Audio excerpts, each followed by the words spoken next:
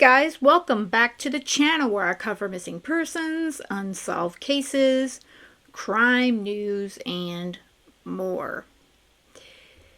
Well, with the recent Netflix new documentary on the case of JonBenet Ramsey, the little girl has come back into the spotlight.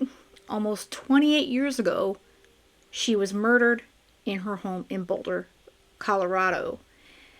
It has been quite the mystery, and this was the first real true crime case that I followed. I was 18 years old, not long after. This happened the first Christmas after I graduated from high school, so this was something that really just grabbed my attention, and I've been following it ever since.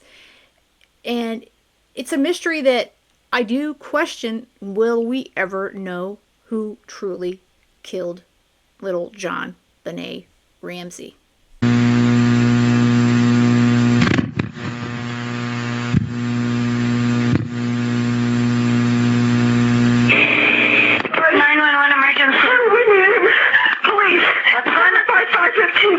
What's going on there, ma'am? We have a kidnapping. Hurry, please. Explain to me what's going on, okay? There's a note left and our daughter's gone. A note was left and your daughter is gone? How old is your daughter? 6 years old.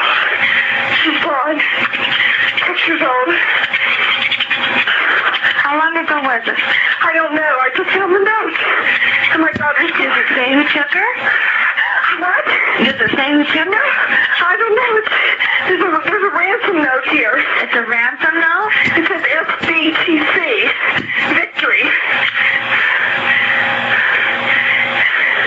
Please. Okay, what's your name? Are you Patsy Ramsey. I'm the mother. Oh my God. Please.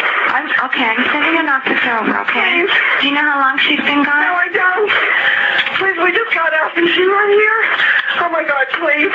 Okay, Please, there's somebody. I am, honey. Please. Take a deep breath, Please, okay? hurry. Patsy.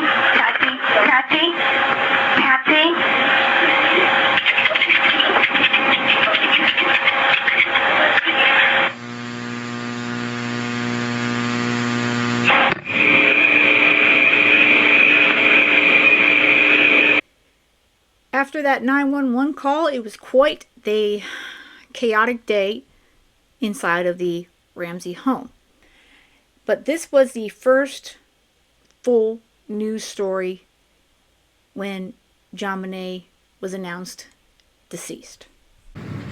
Past Santa Claus in his sleigh and a double row of candy canes, deputy coroners brought the body of 6-year-old JonBenet Ramsey from her upscale home.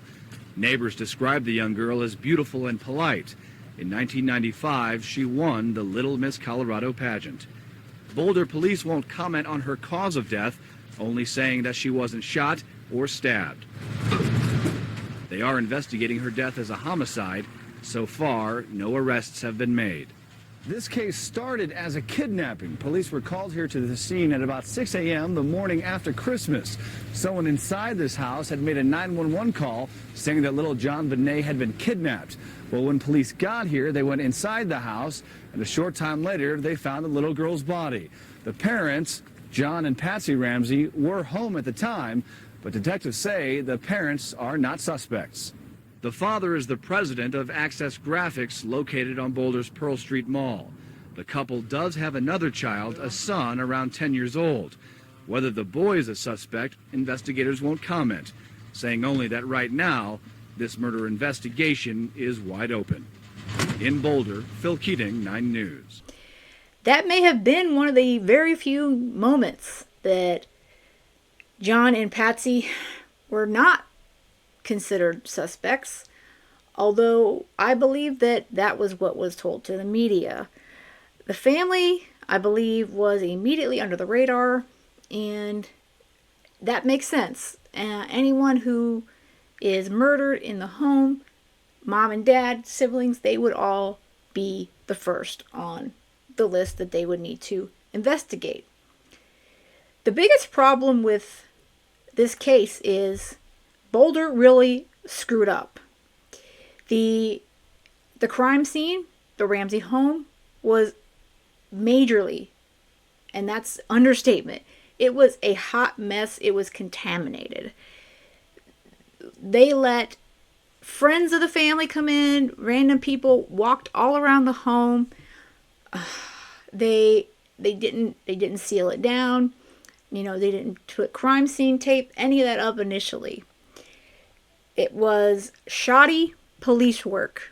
And I'm a big supporter, you guys all know, of backing the blue. However, this was a big screw up.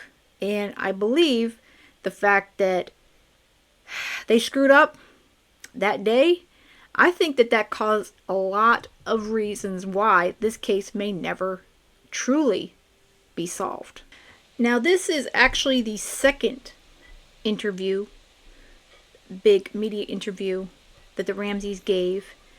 And this is on May 1st, 1997. To those of you who may want to ask, let me address very directly, I did not kill my daughter, JonBenet. There have also been innuendos that she has been or was sexually molested. I can tell you those were the most hurtful innuendos to us as a family. They are totally false. JonBenet and I had a very close relationship. I will miss her dearly for the rest of my life. I'm Patsy Ramsey, JonBenet's mother, and I'm grateful that we are finally able to meet together face to face. I'm appalled that anyone would think that John or I would be involved in such a hideous, heinous crime. But let me assure you that I did not kill JonBenet. I did not have anything to do with it. I love that child with my whole of my heart and soul.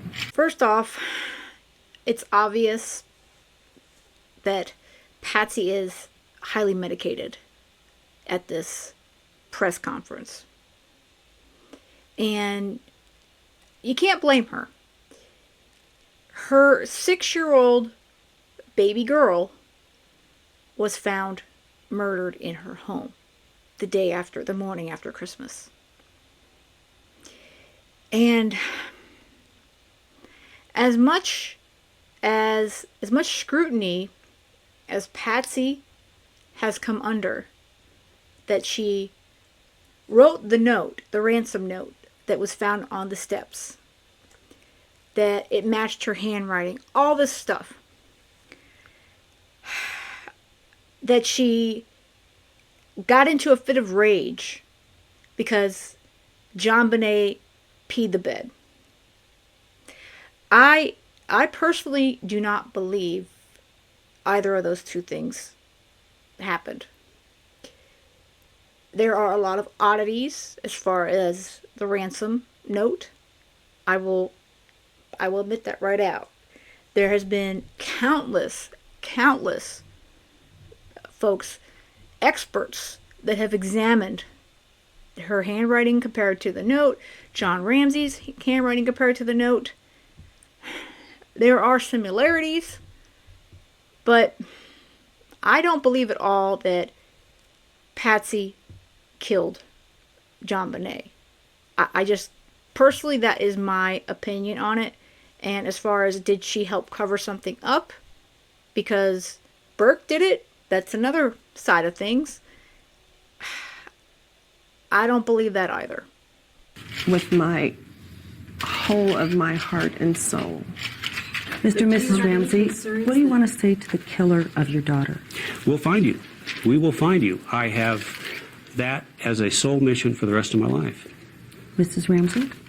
Likewise, the police and investigators have assured us that this is a case which can be solved. You know, you may be eluding the authorities for a time, but God knows who you are, and we will find you. The sad thing is, Patsy lost her fight to find the truth, to who murdered her sweet daughter. But John has not given up, and he refuses to give up. I think one of the issues that was distressing to us, and it perhaps caused some bias of opinion, is why did we bring lawyers into this process early on? And I can tell you both how that happened and why it happened. The how is that on the day after the tragedy, we were being consoled by friends and family, and a close friend of mine who was also a practicing attorney took me aside and said, "John, I see some things developing here that I would like to ask your permission to do some things that I think are necessary to be done." And I said, "Fine, do it." And so he retained counsel for Patsy and I. And we later learned, and really later was really the next few days, that the reason he did this is that sadly for our country, most tragedies of this nature, the killing of a child, apparently in the majority of cases are family related. And I think that's a tragic statement for our country. But because we were the parents of JonBenet, we were automatically put in the suspect pool. And nowadays, obtaining lawyers is really expected. In 1996, it wasn't. So the media crucified them, as well as others, that they obtained counsel. And I believe it was very, very wise. They did so. And did they always give them the best advice? Maybe, maybe not. So to not have knowledgeable counsel, my close friend felt would be foolish. Now, we also at that time, as a parent, I looked at retaining of attorneys. We also brought in a couple of investigative firms, some experts that we assembled.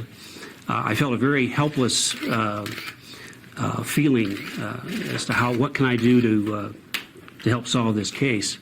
It had it been in my power, I would have called out the National Guard, frankly.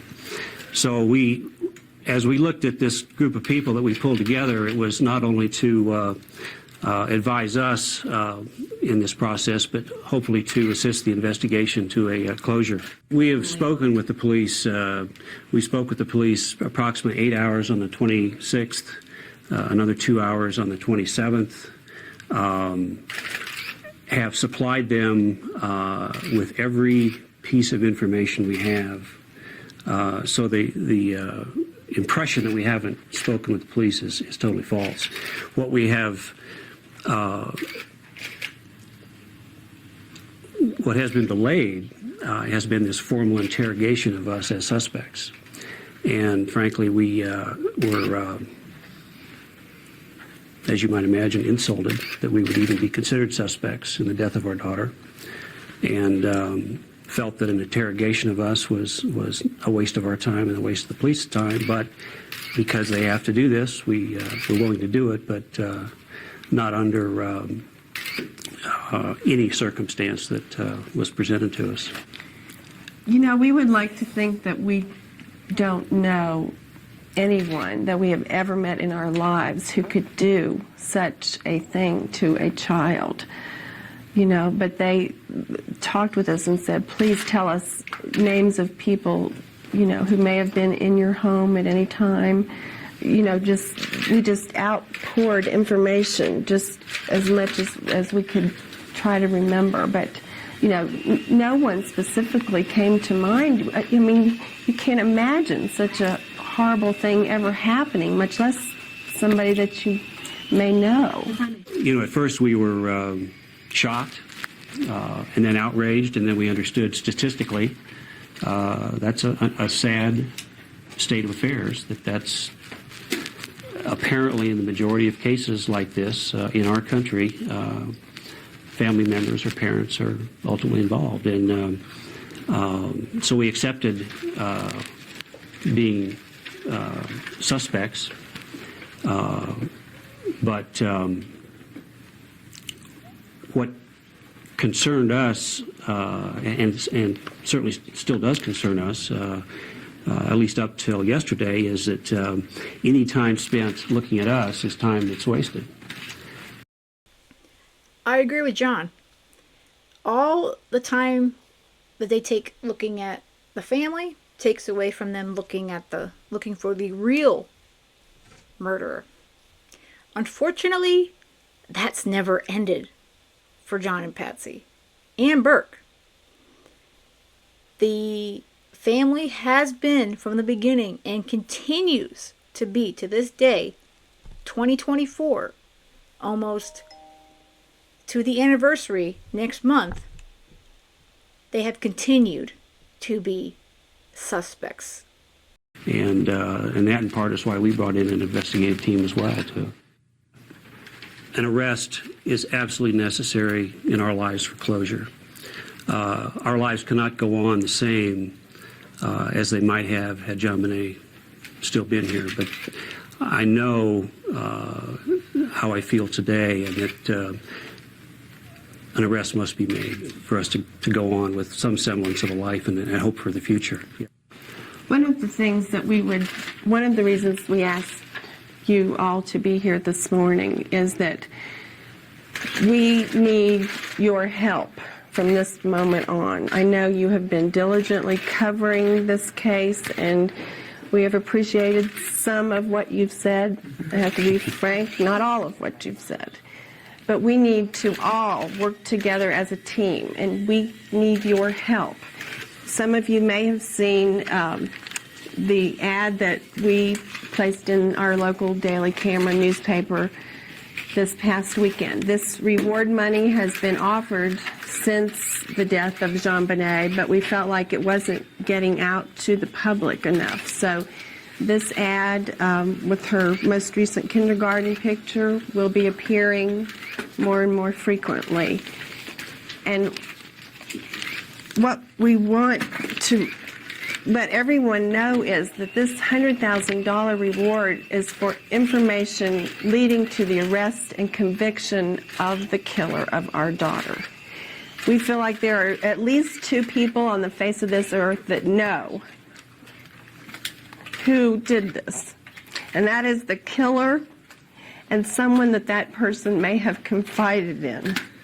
And we need that one phone call. We need the one phone call to this number that will help the authorities come to a conclusion to this case.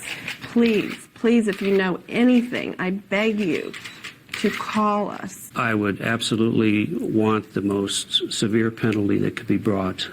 Patsy?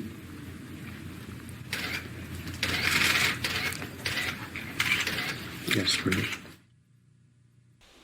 This is an interview in 1999 with the detective Linda Arndt, who was the main detective and the only detective inside of the Ramsey home that morning. Oh, hello. Nearly 3 years after the murder of JonBenet Ramsey, the case remains unsolved. But the detective who first handled the case has no questions about who is guilty. I know who killed JonBenet. There's no doubt in my mind who killed JonBenet. And while this investigation is still ongoing, I don't think it's appropriate that I say that name out loud.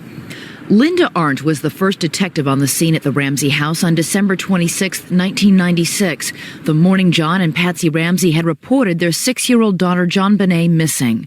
Arndt was the only officer there for much of the day. She later would be roundly criticized, vilified in the press as responsible for a bungled investigation. Now she's speaking out to set the record straight, telling her side of that dramatic day 3 years ago. It all began with a call at 6:30 in the morning from her sergeant. He said there's been a kidnapping. It involves a 6-year-old girl. There was a ransom note, a 2.5-page ransom note, and according to the ransom note, there was going to be a phone call from the author, and they were supposed to call between 8 and 10 a.m. So I was supposed to get to the house for purposes of monitoring the phone call. 8:10 a.m., Arndt arrived at the Ramsey home and meets John Ramsey for the first time. How did he strike you? Cordial. Cordial? Mm-hmm. Upset? Cordial.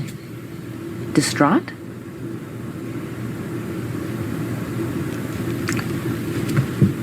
Cordial. So she, like they stated in the news piece, she was the first detective on the scene. And yes, she does have a lot of blame to take. She didn't do a lot of things right. Her description of John, cordial. She rubs me the wrong way. Just the way she speaks, it's just very odd to me.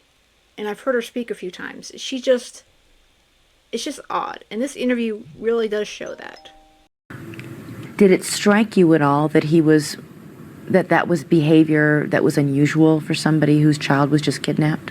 It's been my experience that people respond to trauma in different ways. So if someone has a response that is different from mine, I don't put judgment to it. I'll just note it. And that is what she says she did all morning, make mental notes of all things curious, including, she says, the fact that Mr. and Mrs. Ramsey remained apart in separate rooms for most of the day. That at one point, she says John Ramsey took time out in the middle of the crisis to read his mail. I remember seeing John in the kitchen, looking through his mail, and I made a note that he was looking at his mail, and then I wondered, where did your mail come from? Isn't it possible maybe he was opening the mail looking for a clue from the kidnapper? I don't know. You don't know, do you, Linda? And that's exactly what John said he was doing. And he was working on logistics, okay, for the money and clues, okay? Patsy was a hot mess, obviously. She's the mom. So he took over trying to do certain things and let Patsy, do more of the worrying, quote unquote. It's just the way she immediately views John, how he's so odd. He's acting so weird. He's looking through his mail. Again, looking for clues maybe? Maybe trying to keep himself busy? I mean, there are a few good reasons why he might be doing that. And I don't speculate. It's a piece of information that I see. It's something that I note. You thought it was unusual, however. I can say that it stuck out. 10 a.m., the deadline imposed by the writer of the ransom note for a telephone call. 10 o'clock comes and goes, and there's no acknowledgement within the house from anyone that the deadline imposed by the author of the ransom note has come and gone. Nobody said it's 10 o'clock and the kidnappers haven't called? Nobody said that. Was that something else you took note of? Absolutely.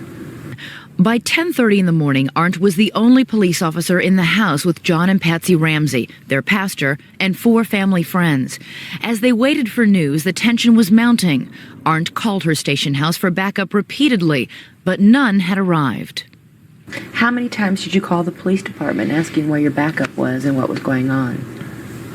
Well, I remember at least 2 calls. Both times I was told everybody's in a meeting. They got your message. And that was it. Were you feeling pressure being in charge of a group this large and with anxiety that high? I felt tremendous pressure. 1:01 p.m. Although the house had already been searched by patrolmen before she arrived, Arndt says that in order to break the building tension, she asked John Ramsey and his friend Fleet White to search the house again, top to bottom, looking for anything out of place. She says she gave them specific instructions not to touch anything. She says John Ramsey headed straight to the basement.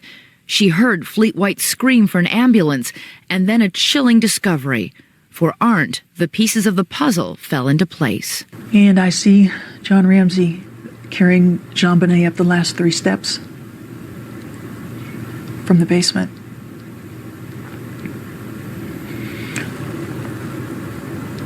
And my mind exploded. And everything that I had noted that morning that stuck out instantly made sense.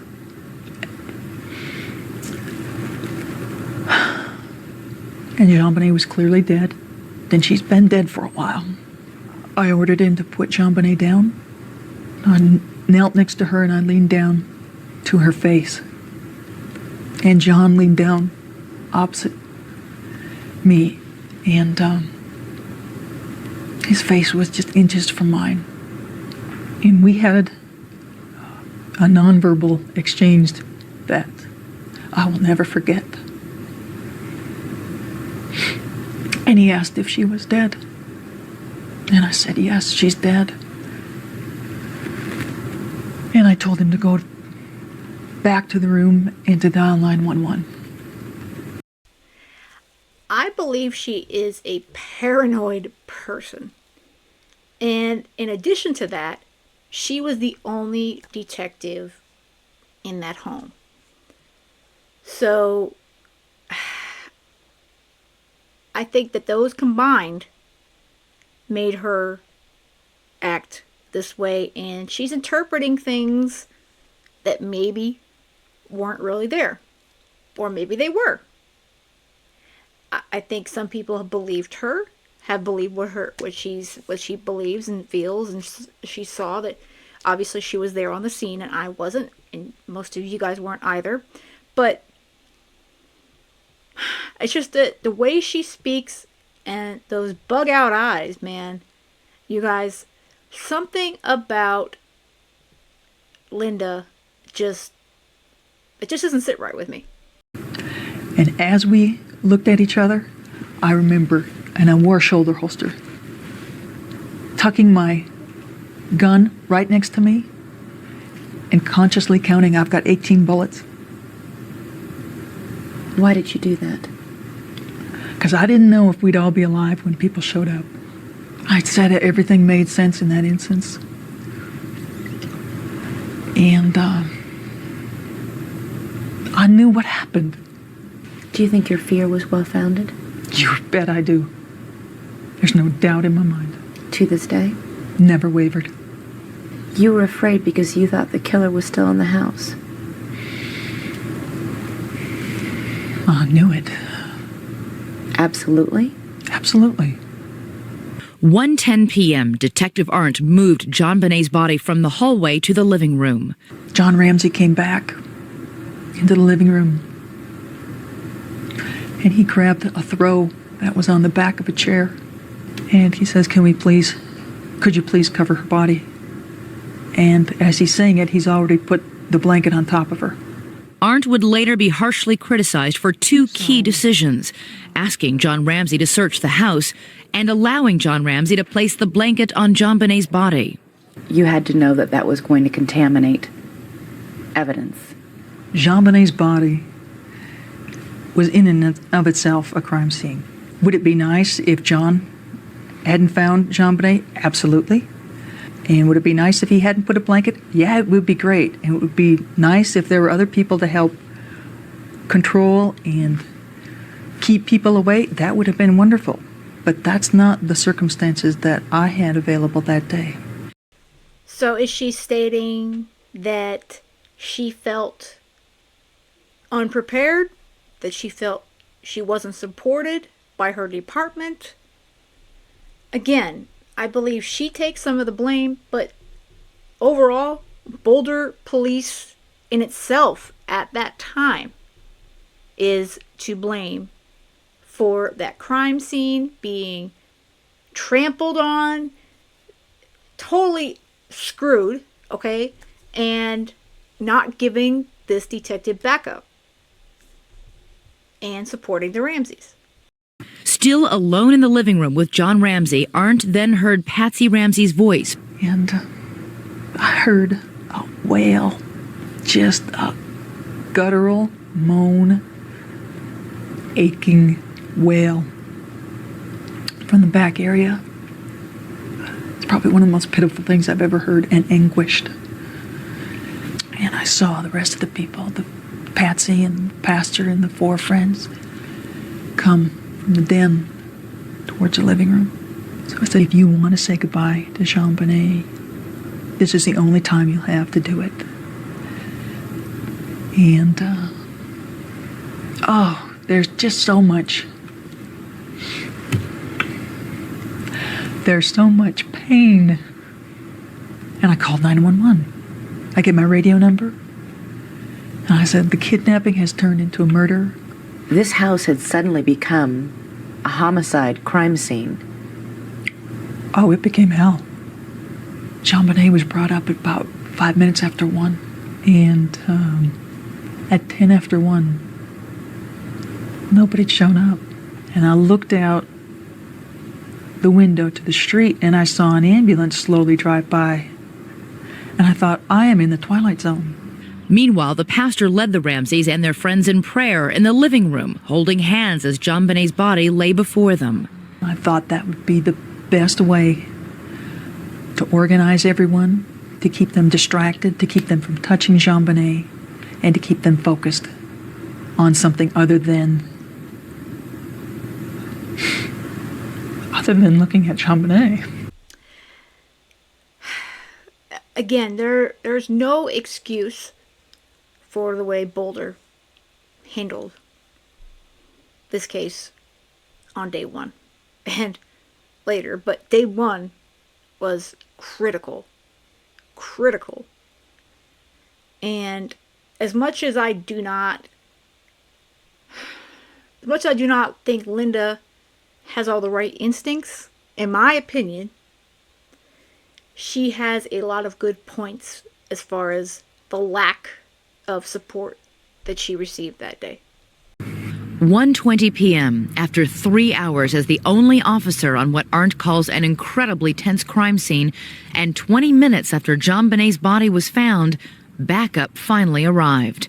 The next day, the autopsy on JonBenet was conducted. Linda Arndt was there. I hadn't seen savagery done to a child or even an adult until the doctor peeled back her scalp and saw that horrific fracture to her head.